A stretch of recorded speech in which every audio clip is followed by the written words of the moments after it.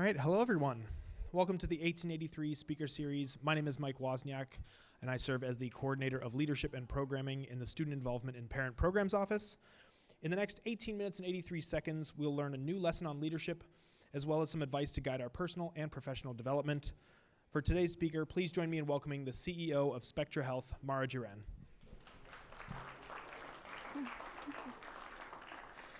All right, thank you, Mike.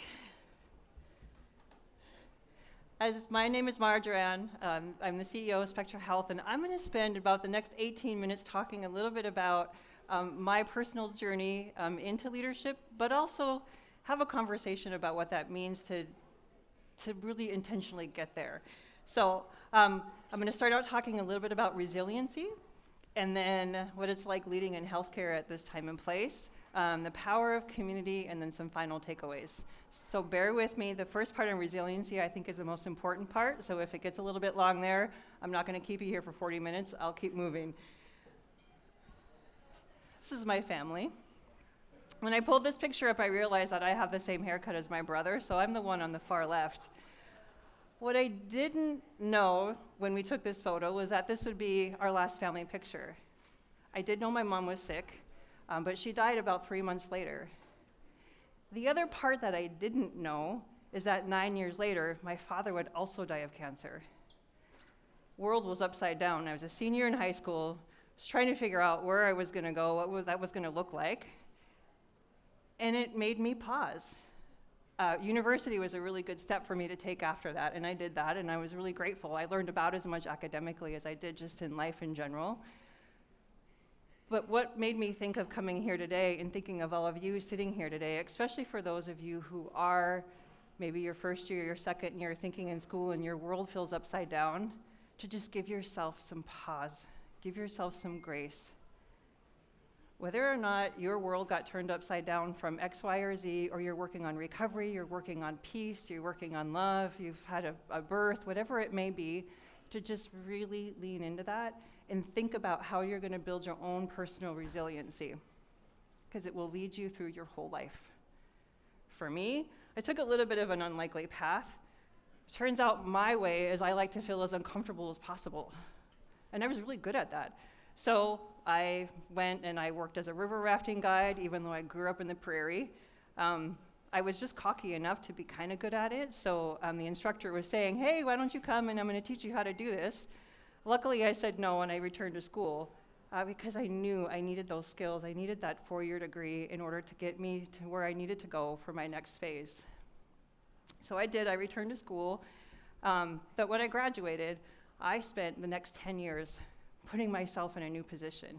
I'd go into a country that I didn't speak the language. I would try a new job. I would take any job I could get just to see what it felt like to learn a new skill, to be the low one on the totem pole or the new person, as well as to really try and figure out like who I am and what this world is all about. I didn't do it with like this idea of I'm going to save the world. I did it as a way because I really enjoyed that feeling of uncomfortableness.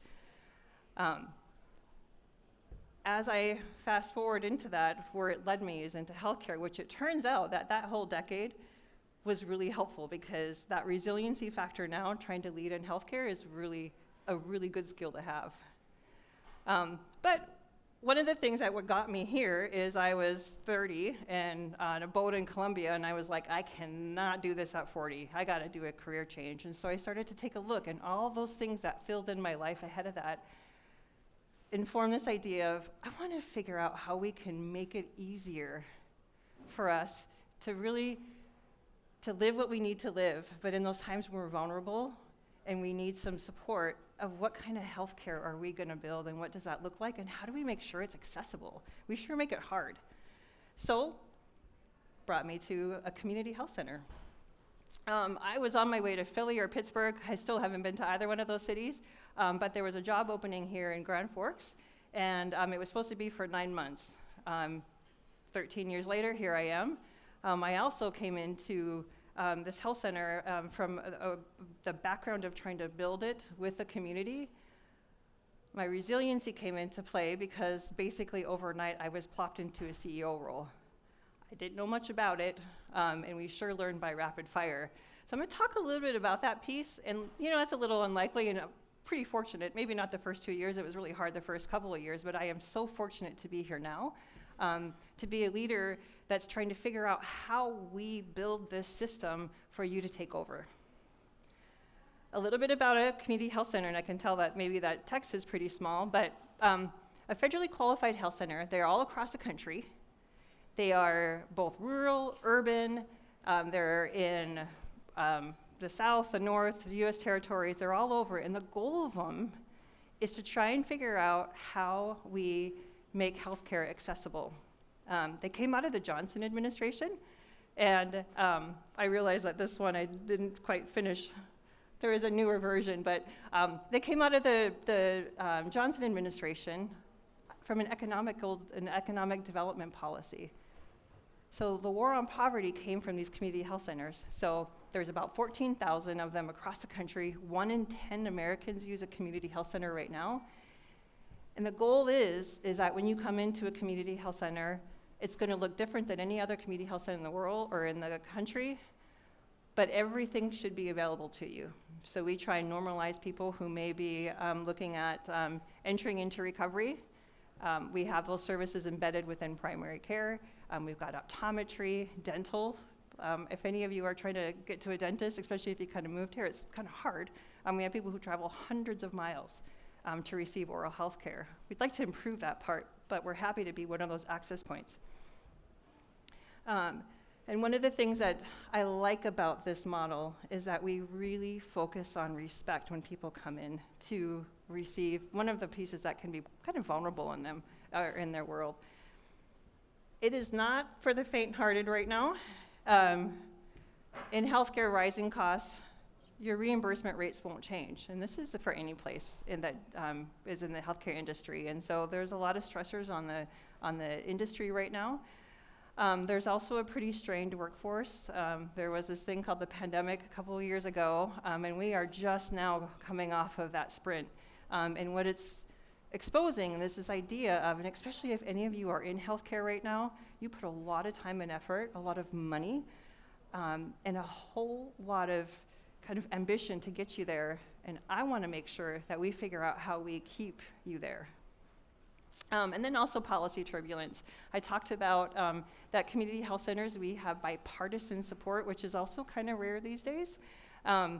There's been Republican administrations, there's been Democratic administrations that have really kind of bumped up this community health center system. But we're not immune to some of the pieces of healthcare policy as they come out in the application. So we kind of ride that wave. But one of the things that we're working on right now, and that I would encourage you as you think about whether or not you're in an entry-level position, you're managing a few people, you're managing a lot of people, is to find that piece for joy at work, where you bring your own personal joy into the job you do. I've done all sorts of different stuff. People would never know my name. I've been all over, but I would always try to have a little bit of fun when I got there, because you spend so much time at work. Now, if you get into a place where you're actually leading that, you can try and systematically enter that in, and that's what we're trying to do now. When you come in to your job where you feel supported, but also have a little bit of fun and a little bit of levity amongst all the other things that we got to do. Whoops. So a lot of that can be driven by your why. And that's, as a leader, that's what we're trying to dig into. Why did you choose to be a provider? Why did you choose to be a nurse? Why did you choose to do X, Y, and Z? Rather than having it break down to how much production I can pull out of you, how much can we have a transactional relationship, I want to know what brings you that passion so that this job is still enjoyable for you for 10 years as it is in your first 10 days. And so those are some things that I would really encourage you to think about, regardless of what field you find, is to figure out how you can keep that why. Now, if it's a job that you're just doing because you got to pay the rent, I get it. But you can still bring that joy when you come to work. The other thing is the value of time. I'm right on that edge where I proved that I care about my job and that I'm good at my job if I put in 90 hours. That's how I show that I care. We should be challenging that. If you're going to be doing that, and that's the expectation, we're going to burn all of ourselves out, and we're not going to have enough time for some of those pieces that really bring the other part of our why, which is our life. So as a leader, one of the things that I'm trying to do, and that I would encourage you if you are managing people or when you start managing people, that you really think about what message you're sending to people by how you act. Model what you want to create. When I go on vacation, if I have to, if I send an email, I'll say, I'm sorry, I just got to get this out before I go. But after that, I try to really unplug so people will take my lead and not expect that when they're on vacation that they're sending an email. The same with at night. You know, there's times where there's going to be time and places, right, where you got to put in the extra time. And that's really important. It's part of it. But that you really limit and be intentional about how much you're commuting with people outside of that, especially those you supervise, so that you can start to set that idea of, it is my expectation that when you're here, but when you're not, you're not. And not to get into this rat race about the fact of how much efficiency you can be or how much you're showing what you like by how hard you work. So we're really kind of having some of those conversations about and I think this is one that I think is a little bit exciting for all of you. You know, you're starting to see some studies out here that talk about, like, you can be just as effective in 32 hours as 40 hours. I think some of those things are kind of interesting to explore when we look at the being really intentional about the time we are at work and really cultivate that time when we're not. So those are some of the things that I'm thinking about in healthcare, and how we start to create this system and embrace this system so that when you need care, that you have providers, or if that's your profession, that you're able to come in and really feel that you're going to be there for the long haul. One of the things that when I was thinking about this, that also plays in is this importance of community. And I think about it two different ways. The first one is create your community. Your community is going to change. Your community that is right now are the people that you can go to, that you can bounce ideas off of, to really think about who you are bringing into your community, and that you're embracing that piece and allowing it to change as you grow through your professional life. I put a picture of the Northern Lights up here as a way in which I have been challenged. Like I said, I wasn't really planning on living in Grand Forks. I love my job, and I was also not planning on living in the country, and I now live in the country. Especially this first snowstorm today, I was really reminded that I live in the country. But the Northern Lights have been gorgeous this summer. And every time I step out and I'm thinking like, oh, the bugs are bad, or I'm reminded by how I can embrace where I live now and not focus so much on the things that I don't necessarily like about it, but the things that are just awe-inspiring. And so for me, this one was a really nice one, but it's something that I do in every place that I've lived, and especially if there's some discomfort that comes in that, to think about intentionally being in your space. So maybe here at UND, or when you move out to your next place, to really kind of think about that and cultivate that. The other one that when I think about community is the idea of being active in your community. So right now we spend things are so convenient to go online and do all these different things, but the idea of being intentional and trying to be engaged in your community is something that I would hope that you kind of keep in the back of your mind when you think of what you're going to do later in life. And maybe it's a sports club, or maybe it's, it can be different things, but that idea of getting out and getting to know people who you live with. We've kind of been reduced, especially as we come off of this, it just feels like our election cycles and all of our conversation about politics are so polarizing, that the act of just being together with people, especially we're clearly, no one in this room is going to have all of the same ideas, but the intention of getting and being around people is something that I think we should be focusing a little bit more on. And when you think about leadership, that idea of understanding the community that you're leading in is really critical.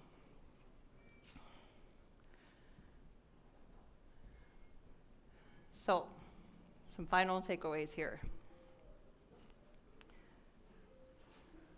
One of the things that I've done is I have surrounded myself with people who are smarter than me, and I get this checked on the daily. Just before I came here, I've got a really dynamic team. We've got a lot of really dynamic ideas, and this idea that not being the smartest person in the room can somewhat be humbling, but it's also a place where I would really encourage, like, whatever team you're building, whether or not you're leading a whole organization, is to really find people who are different than you and who are hopefully smarter than you.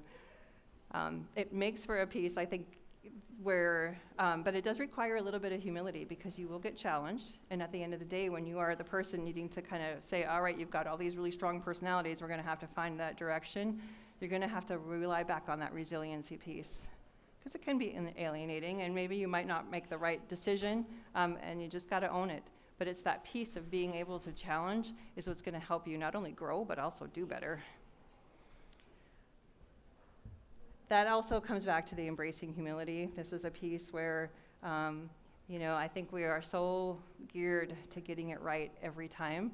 I practice this a lot. I screw up quite a bit. And that idea of just being able to say, hey, I screwed up, I'm sorry, or we'll change, or I can fix this, or whatever that would be. Just that simple act of just calling it out will help build trust, and it also is just a really good skill. I mean, I practice that one a lot.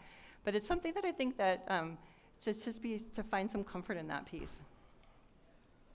Emphasize respect.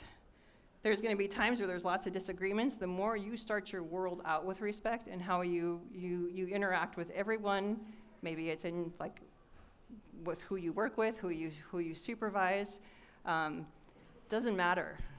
The more you can show up and have that instant piece of showing someone respect, the better off you're going to be lifelong, and especially as you work yourself up into a leader. And this one is really a near and dear to me.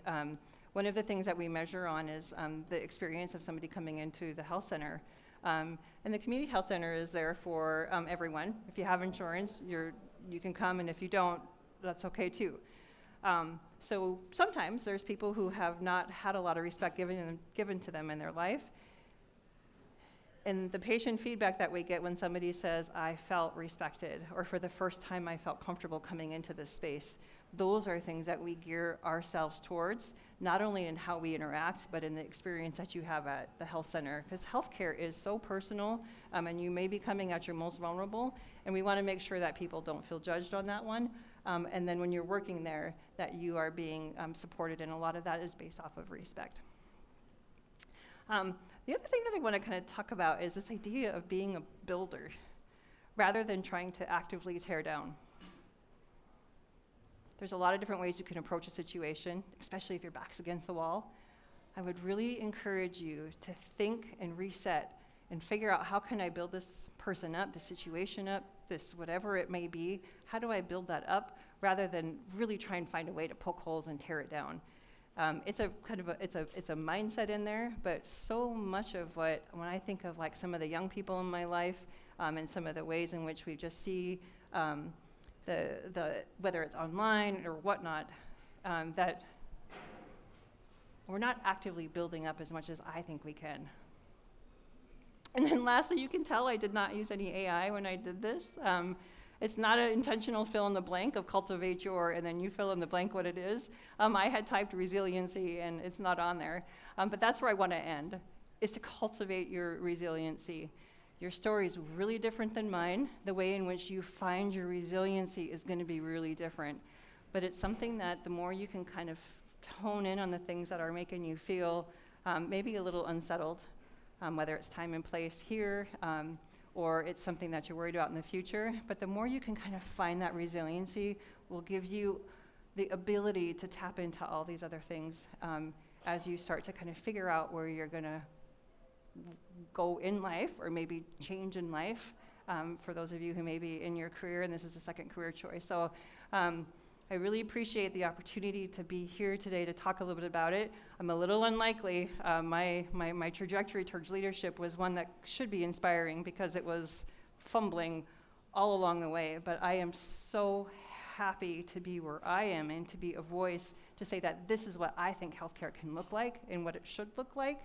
And I really can't wait for us to figure out a way that that door remains wide open, so all of you, as you're coming into whatever career field you are, where you start to bring your own ideas and your own ideas and your own way in which this world is going to migrate and change and be malleable for your ideas. And we want to make sure that we have space for all of that. So thank you so much, and I will hand it over.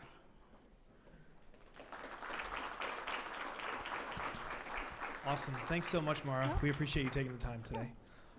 Thanks to everyone for coming, and join us December 4th to learn about how leaders can utilize reflective writing with the director of the Writing Center here at UND, Anna Kinney. Have a great rest of your week and a great Thanksgiving.